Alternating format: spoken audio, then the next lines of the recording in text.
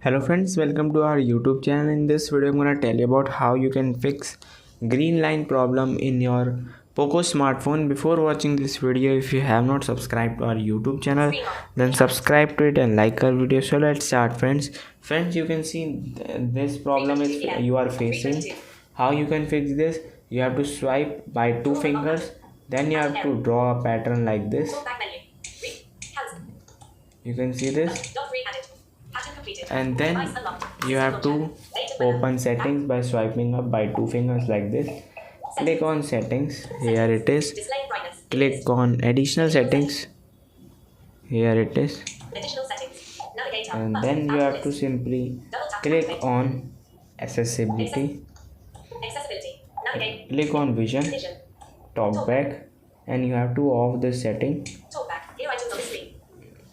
Double tap, and then you have to double tap it to stop this.